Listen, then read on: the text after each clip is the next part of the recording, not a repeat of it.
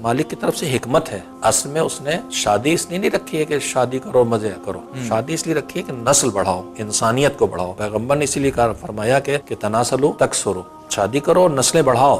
فإنی اباہی بکم الامم، میں ساری امتوں میں تمہارے اوپر فخر کروں گا کہ میری امت اتنی بڑی ہے. یہاں پہ ذہن میں یہ بات آ رہی ہے، اور بہت سے دیگر مذاہب والے اس جملے کو حضور کو لے لیتے ہیں، کہتے ہیں کہ مسلمانوں میں یہ تو کھلے عام ہے کہ پیدا کرتے رہو پیدا کرتے رہو. پیدا کرو اور نسلوں کو بڑھاؤ. حضور جب کہہ رہے ہیں نسلوں کو بڑھاؤ تو اس کا مطلب یہ کہ ویسے نسلوں کو بڑھاؤ جیسے تمہاری ذمہ داری رکھی گئی ہے. ویسا ہونا چاہیے، انسان ویسا تیار کرو.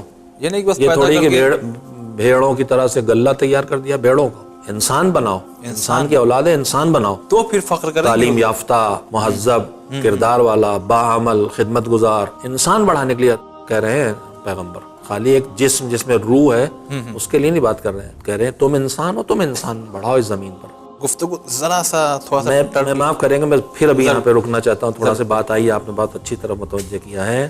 اس دنیا کو آباد رہنا ہے. آبادی کیسے رہے گی؟ انسانوں سے رہے گی نا. بے شک. تو اگر وہ کام نہ کیا جائے کہ جن سے آبادی ہوگی تو ایک دن بہت جلدی دنیا اجڑ جائے گی. مختصر سی بات یہی ہے کہ اللہ اچھے انسانوں سے اس دنیا کو آباد رکھنا چاہتا ہے، اور اچھے انسان دنیا آباد کریں گے تو پھر ان کی آخرت آباد ہوگی. اور اللہ کا ڈیزائن خالی دنیا آباد کرنے کا نہیں ہے، ایک سلسلہ ہے دنیا کی آبادی سے گزر کے آخرت کی وہ آبادی جو ہمیشہ باقی رہے گی. اور وہاں پھر آبادی جو ہمیشہ باقی رہے گی وہ اچھے انسانوں پر مشتمل ہوگی. اس میں برے انسان جنت میں کہیں پائے نہیں جائیں، الگ کر دے گا وہ. ابھی جو ہم سوال کرنے چاہ رہے تھے وہ سوال یہ ہے کہ حضور کی اس حدیث کو دیکھتے ہوئے ٹھیک ہے ہم نسل بڑھائیں گے، لیکن ہم یہ دیکھ رہے ہیں آج کل کے حالات کے دور پہ کہ ایجوکیشن حاصل کرنا کتنا مشکل کام ہو گیا، مہنگی ہو گئی ہے، ڈاکٹر، ٹریٹمنٹ. تو اگر ہم غریب ہیں تو بہتر یہ نہیں ہے کہ بس ایک دو میں کافی ہے، ضروری ہو کہ ہم پھر 5 6 7 8. انہوں نے جو کچھ بھی کہا ہے وہ مسلمانوں سے نہیں کہا ہے، وہ انسانوں سے کہا ہے. تو یہ جو کہا ہے کہ بچے ہونا چاہیے، نسل چلنا چاہیے، تناکحوا تناسلوا، شادی کرو یعنی مرد سے بھی کہا ہے، عورت سے بھی کہا ہے. تناسلوا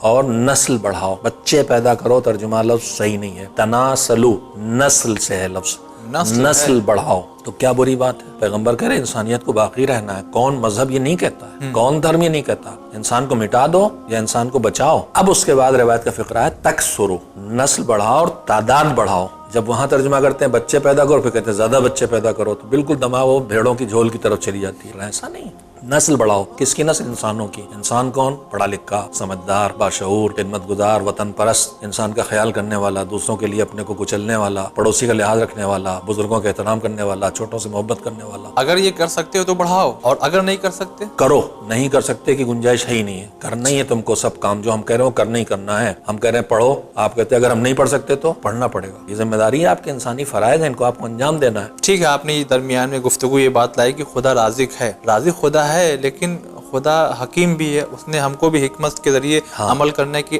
حکم دیا ہے. ہم جانتے ہیں بظاہر کہ حالات ہمارے ایسے نہیں ہیں، اب ہم بچے پہ بچے پیدا ہوتے جا رہے ہیں، تو یا کنٹرول کرنے کی ضرورت ہے. اس کا یہ مطلب نہیں ہے کہ ہم اندھوں کی طرح بچے پیدا کریں. اس کا مطلب یہ ہے کہ ہم سمجھداری کے ساتھ نسل آگے بڑھائیں، ہم دیکھیں کہ ہمارے حالات کیا ہیں. لیکن روزی کے ڈر سے کم بچے پیدا کرنا کہ ان کا خرچہ مجھ سے کیسے پورا ہوگا، یہ اللہ پر توکل کی کمی ہے. وہ رازق ہماری ضرورت کے مطابق ہمیں روزی دے گا، یہ اس بھروسے کے ساتھ ہمیں کوشش کرنا چاہیے.